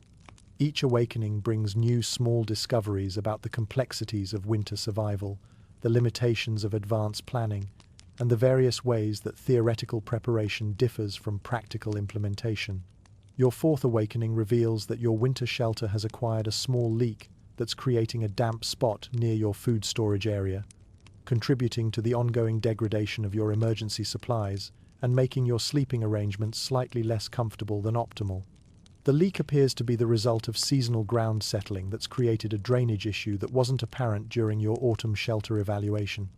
Obviously, this represents valuable learning about the long-term structural assessment of underground accommodations, you think, making another mental note for future winter preparation activities while attempting to implement temporary repairs that might address the immediate moisture problem. Your fifth and final awakening occurs during what your gradually returning consciousness recognizes as the legitimate beginning of spring, marked by changes in air temperature, daylight duration, and the kind of atmospheric energy that suggests winter has officially concluded its business and moved on to other locations that haven't yet experienced adequate seasonal challenges. You emerge from hibernation like someone waking up from a very long, very strange dream that involved extended periods of unconsciousness, punctuated by brief, confusing interludes of semi-awareness that may or may not have actually happened the way you remember them. The transition from winter dormancy to spring consciousness proves more disorienting than expected, requiring several days of gradual readjustment to the concepts of full awareness, regular activity, and the basic mechanics of being completely awake for more than 20 minutes at a time. The world has rearranged itself in your absence, and you're not entirely sure you approve of the new decorating choices that nature has implemented during your extended absence from active participation in woodland affairs. Your territory, which you'd left in carefully organized condition with clear boundaries and well-established routines, has apparently been subject to several months of unsupervised environmental management that's resulted in significant changes to the landscape configuration. Your summer territory, which had felt like a well-established and thoroughly familiar domain before your winter retirement, now seems somehow both larger and smaller than you remember, with new obstacles that weren't there before, and familiar landmarks that appear to have shifted position or altered their basic characteristics during your hibernation period. Obviously, this is just a matter of readjusting to normal territorial familiarity after an extended absence, you tell yourself, beginning what amounts to a comprehensive reconnaissance of property that you're quite certain belongs to you but that currently feels like visiting someone else's vacation home after they've redecorated without consulting your preferences. Your beetle populations have undergone what appears to be significant reorganization during your absence, with some traditional hunting grounds now hosting entirely different invertebrate communities and new beetle populations establishing themselves in locations that had previously been considered unsuitable for serious insect habitation. The overall beetle density appears adequate for resumed hunting activities, but the distribution patterns require updated mapping and revised hunting strategies that account for these seasonal population shifts. More challengingly, your hunting skills have developed what can only be described as hibernation rust, requiring a period of remedial practice to restore the coordination, timing, and strategic thinking that had characterized your autumn hunting performance. Your first post-hibernation beetle encounter results in the kind of embarrassing chase sequence that you'd hoped was a permanent part of your amateur phase, rather than something that could return under specific circumstances. Clearly, this is just a temporary readjustment period. While my hunting reflexes return to normal operational levels, you rationalize after your third consecutive hunting failure, which involves a beetle that escapes through what appears to be superior knowledge of terrain changes that occurred during your winter absence. Obviously, a brief practice period will restore full hunting competence. Your territorial boundaries, which you'd carefully established and successfully defended before hibernation, have become somewhat ambiguous during your extended absence from active territorial management. Several of your traditional boundary markers appear to have been modified or relocated, and there's evidence suggesting that other creatures have been treating parts of your territory as open-access public land during your winter unavailability. The territorial reclamation process requires diplomatic negotiations with several species that have apparently established squatters' rights to portions of your domain during your hibernation period. Most of these negotiations proceed smoothly, with the temporary occupants recognizing your legitimate territorial claims and relocating to alternative accommodations without significant conflict. However, a family of mice has established what appears to be a permanent residence in your premium beetle hunting area and seems disinclined to acknowledge your territorial authority without more persuasive encouragement. Obviously, This situation requires the kind of firm but fair territorial management that balances respect for established claims with recognition of legitimate seasonal occupation rights. You decide, beginning what amounts to a diplomatic campaign to re-establish your territorial authority without creating unnecessary neighborhood conflicts. Your winter shelter, which had seemed like excellent strategic planning during your autumn preparation phase, proves to have several design limitations that only became apparent during extended occupancy. The drainage system that had tested well during brief autumn evaluations proved inadequate for the prolonged moisture challenges of winter weather. The insulation characteristics that had seemed sufficient for short-term comfort required supplementation during the extended cold periods. The entrance configuration that had provided good security access needed modification to prevent the kind of unauthorized visitation that had occurred during your periods of unconsciousness. Clearly, these experiences provide valuable data for improved winter preparation during future seasonal transition periods. You conclude, beginning mental planning for next winter's accommodation requirements based on practical experience rather than theoretical projections. You've reached what Hedgehog society might generously call your prime, a state of woodland competence that represents the culmination of several seasons of survival, education, territorial establishment, and gradual skill development that's finally produced something resembling actual expertise in the various activities required for successful woodland residents. Your hunting has evolved from desperate improvisation into efficient routine, with prey acquisition strategies that account for seasonal variations, weather conditions, and the behavioral patterns of different invertebrate species. You've developed specialized techniques for beetle pursuit, earthworm detection, and slug management that consistently produce results without requiring the kind of dramatic effort that characterized your early hunting expeditions. The elaborate stalking procedures that once seemed necessary for successful prey capture have been streamlined into minimal effort approaches that conserve energy while maintaining high success rates. You've learned to read environmental indicators that predict good hunting conditions, to identify the most productive territories during different seasons, and to adjust your hunting schedule to maximize efficiency while minimizing exposure to potential threats. This is what hunting competence feels like. You observe during one particularly successful evening expedition that nets you a full meal with approximately half the effort that similar results would have required during your amateur period. The confidence that comes from knowing exactly what you're doing and having the skills to do it efficiently. Your territory management has evolved from anxious boundary maintenance into confident administration of a well-organized domain that provides reliable resources, adequate security, and comfortable living conditions without requiring constant vigilance or defensive preparation. Your territorial boundaries are respected by neighboring creatures who've learned that you're both reasonable in your territorial policies and competent in your defensive capabilities. The various crises that once seemed like threats to your fundamental survival now register as minor inconveniences that require routine management rather than emergency response protocols. Territorial disputes are resolved through professional negotiation rather than dramatic confrontation. Resource competition is handled through strategic planning rather than desperate improvisation. Weather challenges are addressed through adequate preparation rather than reactive crisis management. Obviously, this represents the successful completion of the learning curve that separates amateur woodland residents from competent territorial managers. You think during one of your routine evening patrols that combines security assessment with casual sightseeing rather than the urgent survival reconnaissance that had characterized your early territorial activities. You've developed a reputation among local small creatures as someone who's probably best left alone, not because you're particularly threatening, but because you've achieved the kind of quiet competence that suggests unnecessary conflicts would be more trouble than they're worth. Other hedgehogs acknowledge your territorial claims without challenge. Smaller creatures give your boundaries respectful distance, and even larger animals seem to recognize that you're an established resident with legitimate standing in the local woodland community. Your problem-solving abilities have developed beyond basic survival skills into something that might almost be called woodland sophistication.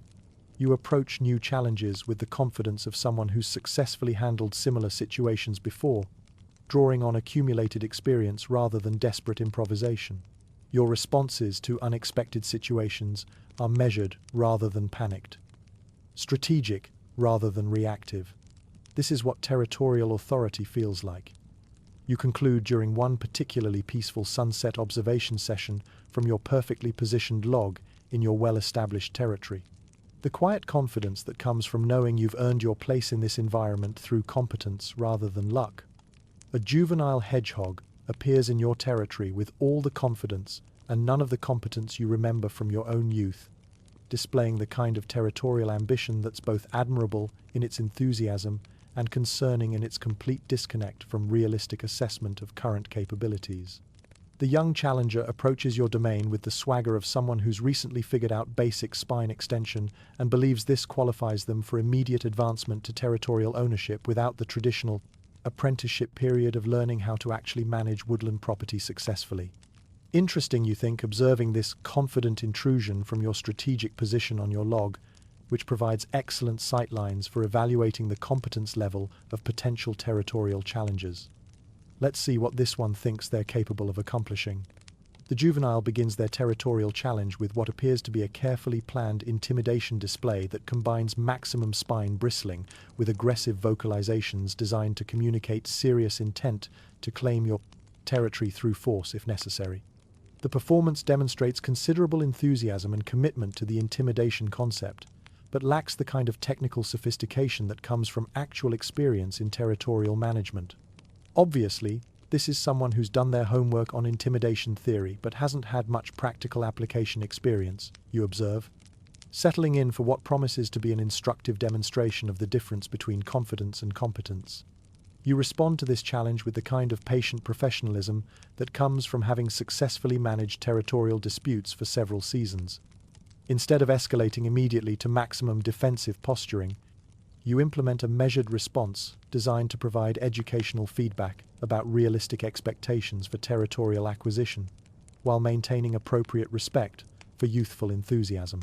Good afternoon. You call out with the tone of someone who's not particularly threatened, but is willing to discuss territorial matters in a civilized manner.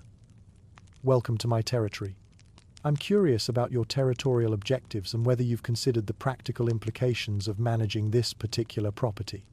The young challenger responds to this diplomatic opening with increased spine bristling and what appears to be confusion about why their intimidation display hasn't immediately resulted in your territorial surrender and hasty evacuation from your own property.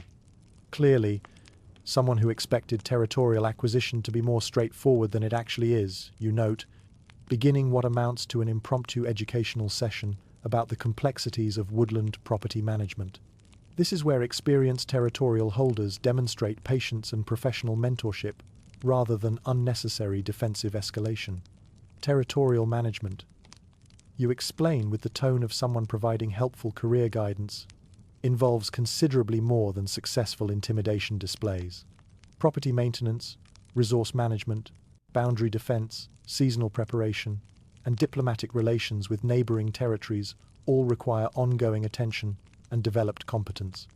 This observation receives what appears to be polite attention, mixed with the kind of impatience that suggests your challenger is more interested in immediate territorial acquisition than comprehensive education about property management. Responsibilities. Time for a practical demonstration of the competence differential, you decide, implementing what you consider to be an appropriate educational response that illustrates current skill gaps without unnecessary humiliation of someone who's clearly still in the early phases of territorial ambition development. You descend from your log with the unhurried confidence of someone who's completely comfortable with their territorial authority and begin what amounts to a professional demonstration of advanced hunting techniques, territorial boundary management, and resource utilization that makes it clear you're operating at a significantly higher competence level than your challenger has achieved yet.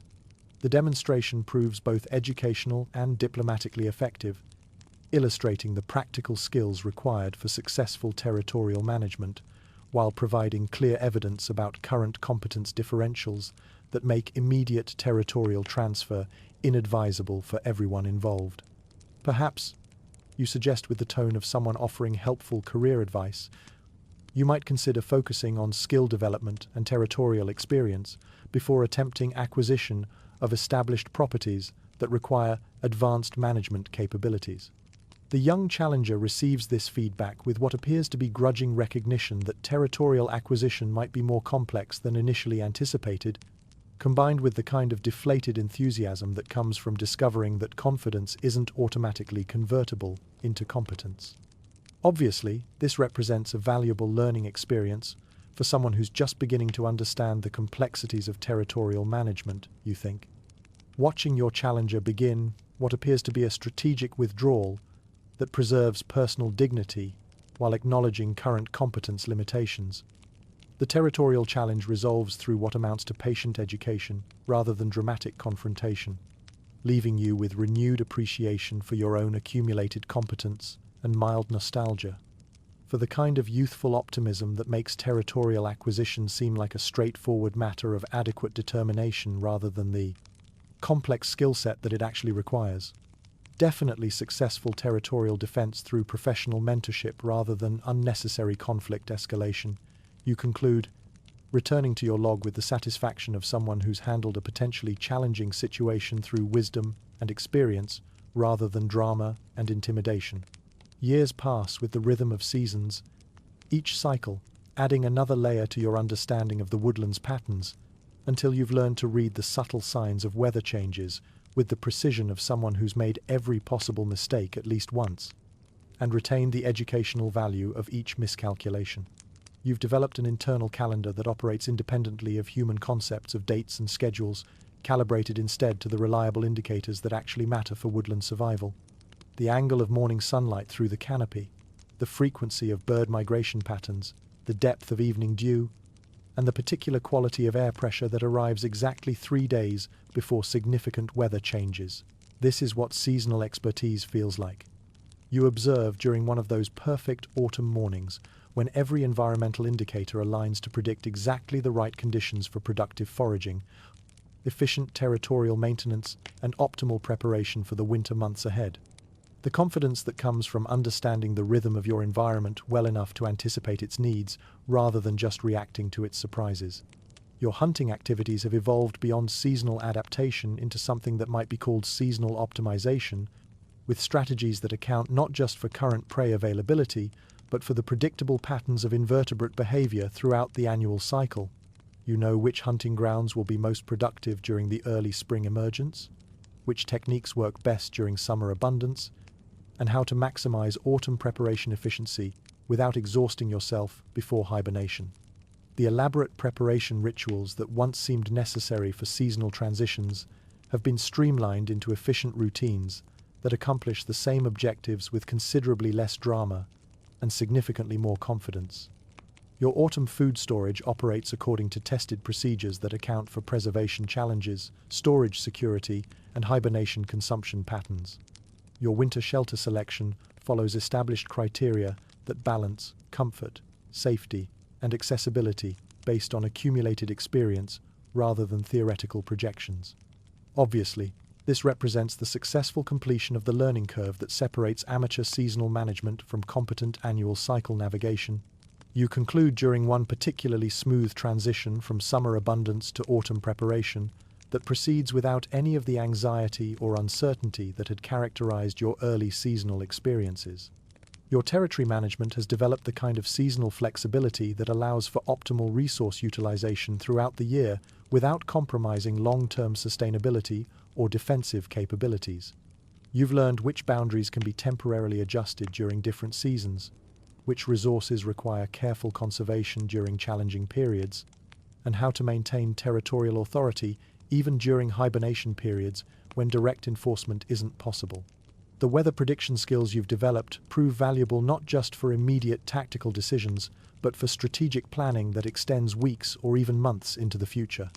You can identify the early indicators of harsh winters, extended springs, or unusual drought conditions that require modified preparation strategies, allowing you to adjust your activities well in advance of actual weather challenges. This is what accumulated wisdom feels like. You think during one of those rare moments of perfect environmental awareness, when your understanding of current conditions aligns seamlessly with your prediction of future developments, creating the kind of confidence that comes from having successfully navigated enough seasonal cycles to recognize the patterns that remain constant beneath the surface variations. Your territory expands not through conquest but through the simple process of outlasting your neighbors, a gradual accumulation of woodland real estate that happens so incrementally you barely notice it until you realize that your domain has grown from a 12-foot square patch into something that encompasses several mature trees, multiple hunting grounds, and enough resources to support comfortable living through any reasonable seasonal challenges. The expansion occurs through what might generously be called natural succession. As neighboring territories become available through the normal processes of woodland demographics, and you find yourself in a position to absorb additional property without requiring dramatic territorial negotiations or aggressive acquisition strategies. Your reputation for competent territorial management apparently makes you the preferred successor for properties that require experienced administration rather than ambitious development. This is what territorial establishment feels like. You observe during one of your comprehensive boundary patrols that now requires most of an evening to complete thoroughly, covering terrain that includes familiar landmarks from your original territory, as well as newer acquisitions that have been integrated into your expanded domain through careful management and gradual consolidation. You've become a fixture of the local ecosystem, as reliable as the oak trees and considerably more mobile, with a presence that's been consistent long enough that other woodland creatures plan their activities around your established routines rather than treating you as a temporary environmental variable that might require constant monitoring and adaptive response. The younger hedgehogs in the area regard you with the kind of respectful acknowledgement typically reserved for permanent landscape features, recognizing your territorial authority as something that's been established through proven competence rather than temporary dominance. Your seasonal activities have become so predictable that other creatures coordinate their own territorial decisions around your hibernation schedule, summer hunting patterns, and autumn preparation activities. Obviously, this represents successful integration into the woodland community as a recognized long-term resident rather than a temporary occupant. You conclude during one of those peaceful evening observations when you can watch the activities of multiple other creatures from your strategic position on your perfectly situated log, noting how their behaviors indicate comfortable familiarity with your presence as a stable element of their environment. Your territorial management philosophy has evolved from defensive maintenance to what might be called environmental stewardship, with decisions that account for the long-term sustainability of resources, the impact of your activities on neighboring territories, and the maintenance of ecological balance that benefits the entire woodland community rather than just your immediate survival needs. The quiet confidence that characterizes your current approach to territorial authority reflects the kind of security that comes from having proven your competence through consistent performance over multiple seasons rather than dramatic demonstrations of temporary dominance. Other creatures respect your boundaries not because they fear confrontation, but because they recognize legitimate territorial claims backed by demonstrated capability. This is what woodland authority feels like. You muse during one particularly satisfying territorial review that confirms your status as a respected member of the local ecosystem, someone whose territorial decisions influence the activities of other creatures, and whose seasonal patterns have become part of the reliable environmental indicators that everyone uses for their own planning purposes. Young hedgehogs occasionally wander into your domain, and you find yourself dispensing the same gruff wisdom you once received, delivered with the patient exasperation of someone who's watched enough inexperienced woodland residents make predictable mistakes to develop a comprehensive curriculum of practical education that covers both survival skills and basic common sense. Your teaching style has evolved to include meaningful pauses and the strategic deployment of exasperated sighs, techniques that prove surprisingly effective for communicating important information to individuals whose enthusiasm for territorial independence often exceeds their preparation for the practical challenges of woodland survival.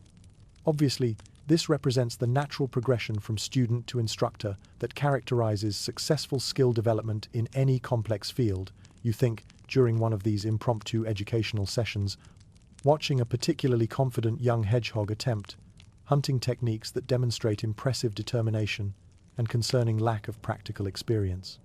The mentorship role doesn't arrive with a grand proclamation. There's no formal appointment, no ceremony beneath the moonlit canopy to mark the shift. It creeps in like mist through the underbrush, gentle, inevitable, and almost unnoticed until you find yourself in it. You don't sign up for it. Rather, it finds you, shaped by time, experience, and the subtle way younger hedgehogs begin gravitating toward the part of the forest where things seem to work. It begins with a pattern you almost ignore. One day, it's a young, wide-eyed creature tailing you from a distance, mimicking your path through the berry thickets. The next, it's 2 or 3 juveniles hovering nearby as you methodically work your way through a patch of overturned leaves, sniffing for insects. They don't ask for help outright. They just watch. And after a while, they start to copy. You don't drive them off. You don't especially encourage them either. But somewhere deep in your chest, where instinct begins to mix with wisdom, you recognize what's happening. They've sensed something in you, a kind of magnetic pull that comes not from charisma or storytelling flair, but from proof this hedgehog survives. Not only survives, but seems to do so with a kind of ease that doesn't draw unnecessary attention from predators or misfortune. This is not a role you trained for. You were once like them, anxious, bristling with energy, unsure of what to trust. You too made the classic mistakes, staying out too late in open terrain, ignoring the wind's direction while foraging, overestimating how far you could travel in a single night. You learned the hard way, by scraping through the consequences. And now, those hard lessons have crystallized into a rhythm, a kind of competence that doesn't need to boast to be noticed. And so, whether you like it or not, you've become a mentor. Your teaching method? Let's call it minimalist. You're not the kind to give long speeches. The idea of explaining berry foraging strategy through a detailed oral history makes your spines itch. Not because you lack the knowledge, far from it, but because you've long since learned that words do far less than actions ever will. So you lead by example. You let them watch how you test the soil's softness with a subtle press of your paw, how you approach a dense patch of mushrooms from the downwind side, how you pause always before crossing an open space, your ears rotating in slow arcs to listen for owls or foxes. If a young hedgehog follows too quickly, stumbles too loudly, or fails to notice the flick of your tail, that means danger. Well, the consequences are immediate and educational. A sudden rustle of wings overhead, a false trail that leads to an ant nest instead of a worm cache. These are lessons you allow to unfold. They won't forget them. You certainly didn't when you were their age. You find, to your surprise, that you're not annoyed by their presence. On the contrary, something about showing them the ropes, albeit silently, sharpens your own focus. Skills you once executed instinctively now take on new clarity as you break them down mentally, preparing to demonstrate them deliberately. You begin to see your habits with fresh eyes, to refine them, even. And it hits you, one dusk, as you're demonstrating how to extract a beetle from the crook of a damp log. This is competence-based teaching. This is what it looks like when learning isn't about performance or praise, but about mastery. One pawful of dirt at a time. You don't expect perfection. In fact, you don't want it. Perfection breeds fragility. What you want your trainees to develop is resilience, the ability to recover, adapt, and persist. So when they blunder, you don't scold, you just keep moving. Let them feel the embarrassment, the sting of a failed attempt. That's part of the lesson. In your mind, a good student isn't the one who gets it right the first time. It's the one who fails, recalibrates, and tries again with a sharper eye and steadier pause. You've seen it happen. The awkward adolescent who couldn't dig silently if their life depended on it gradually learns to step softer, move slower, anticipate instead of react. They stop needing you to show them every step. They begin improvising within the structure you demonstrated. And then, one day, you watch from a shaded thicket as a former trainee, now independent, navigates the territory with calm assurance. They test the air, loop around a noisy thicket, and harvest a hidden grub without disturbing a leaf. It's not just competence, it's confidence. Not loud or boastful, but lived in and earned. That moment feels better than anything words could capture. You didn't just teach them to survive, you taught them how to learn, how to think for themselves, how to make the forest theirs. The mentorship role doesn't arrive with a grand proclamation. There's no ritual, no formal passing of the torch. It simply happens quietly, subtly, and without fanfare. It grows out of the rhythm of seasons and the repetition of habits. One day, you are merely surviving. The next, You find young, wide-eyed hedgehogs trailing behind you, watching your every movement with a mixture of awe, confusion, and desperate curiosity. There is no job description. You don't wake up and think, "Today I will become a mentor." Instead, it is your presence, your confidence in navigating this forest, your success in avoiding predators, your intuitive grasp of when to forage and when to hide that begins to draw others in. Inexperienced hedgehogs seem magnetized to that quiet certainty. They drift into your territory not to challenge it, but to learn from it. They watch you make decisions without hesitation. They see your foraging paths lined with efficiency, your nests reinforced and dry, and your nose always turned toward the wind at just the right time. That kind of stability is rare, and like all rare things, it becomes a beacon. Mentorship emerges from this slow recognition, not of superiority, but of consistency. It's not that you're better. It's that you've been here longer, endured more, and have quietly, persistently figured out what works. You've made the mistakes so they don't have to. And even if they do, at least now someone can show them how to recover. You've carved a little path through the tangle of underbrush, not by force, but by repetition. And others see the value in walking it at least until they can make their own. Your teaching style isn't particularly warm, nor is it especially forgiving, but it is effective. You've come to understand that practical demonstration does more than any theoretical explanation ever could. Why describe how to dig for grubs in compacted soil when you can simply show it? Why lecture on the best escape routes when a live demonstration during an owl scare drives the lesson home more permanently? Efficiency is your priority. Your patience, hard-earned and worn thin over years of trial and error, has evolved into something like stern kindness. You offer knowledge not in abundance, but in sharp, measured doses. There's a reason for that. Too much instruction makes a creature dependent. You've seen it before youngsters who are so eager to be told what to do that they never learn to think for themselves. That's not mentorship, that's management. And you are not a manager, you are a mentor. Your goal isn't control, it's capability. So you set challenges rather than give answers. You pose situations and let them unfold. You supervise, observe, and when necessary, you intervene, but only just enough. This, you've realized, is what competence-based teaching looks like. It is watching a student flail through their first attempts at catching a beetle and holding back from stepping in until that magical moment when effort crystallizes into instinct. Their paw strikes true, their timing lands, and they lift their head with a kind of stunned pride. You nod once, say nothing, and move on. No need to celebrate success is its own confirmation. But here's the hidden truth you didn't expect when this role first crept up on you. Teaching makes you better, too. Explaining the mechanics of tunnel digging or scent tracking forces you to re-examine skills that once felt automatic. You are reminded of the logic behind your instincts, of the structure that underpins survival. In breaking it down for others, you refine your own processes. You learn all over again, not from scratch, but from a higher vantage point. Perfection, you know, is a myth. What you value is resilience. You encourage your trainees to make mistakes, but only once, twice, and they owe you a reason. You challenge them to improvise, to solve instead of copy, and you don't shelter them from the consequences of poor choices. One trainee once insisted on foraging during the hottest part of the day, convinced they'd find better pickings while others rested. You let them. When they returned hours later, parched and empty-pawed, you simply pointed out the shaded nook where you'd found your own supper. That lesson stayed with them longer than any warning ever could. There's an old log that you've claimed as your evening perch.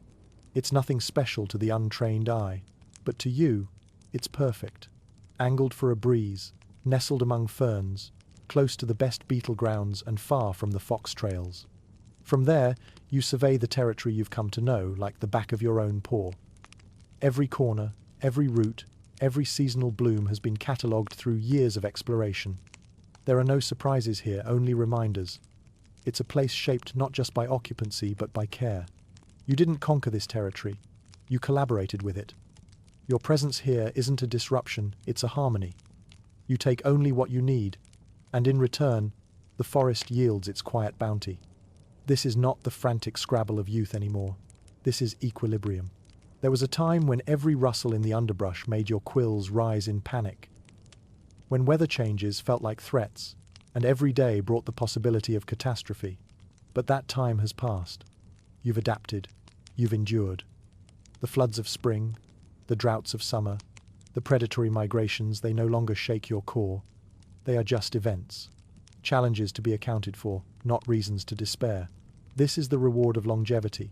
Not ease, but capability. Your home now is more than a shelter. It is a system. A nest optimized through seasons of trial. Paths cleared for speed.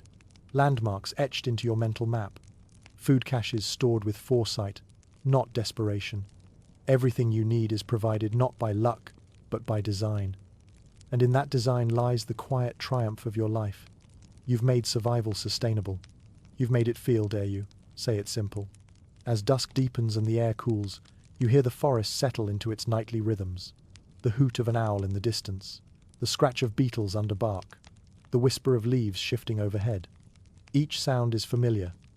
Each vibration in the earth registers not as a warning but as context. This is the music of a healthy ecosystem, and you are one of its many voices. You don't dominate it. You belong to it. This, you think, is what success actually looks like. Not some dramatic moment of triumph, not a grand victory over predator or famine, just peace, stability, the absence of fear, the deep knowing that tomorrow will likely resemble today, not because nothing changes, but because you've learned how to change with it. There is a former trainee who now occupies the far side of the stream. You don't visit often. Mentorship, after all, is not ownership, but sometimes you hear their movement, catch the sound of their stride, confident and even. You've seen them use your tricks, the bark marker by the tree root, the specific rhythm of movement through fallen leaves to avoid detection. They've made those habits their own now, improved upon them, even. That, more than anything, tells you that you did the job right. It would be easy to romanticize your role, to pretend that being the wise one means you've mastered life itself.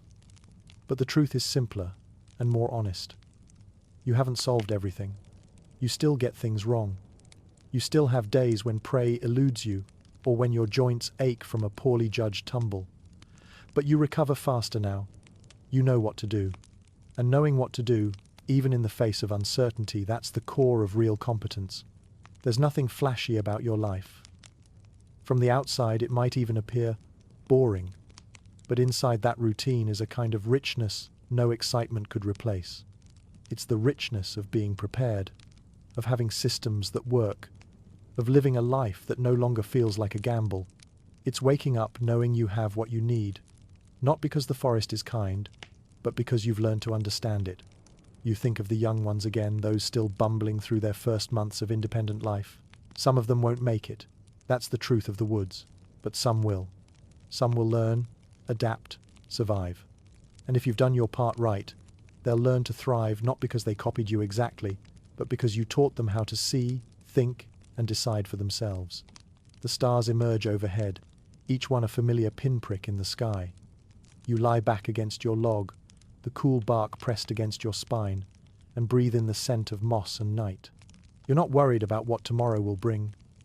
You've earned this rhythm. You've become part of something enduring, something larger than yourself. In the end, you realize your legacy isn't carved in stories or remembered in legend. It's in habits passed quietly from one creature to the next. It's in the survival of those who might have otherwise been lost. It's in the continued life of the forest itself, humming, breathing, adapting just like you have. And that, quietly and completely, is what success looks like.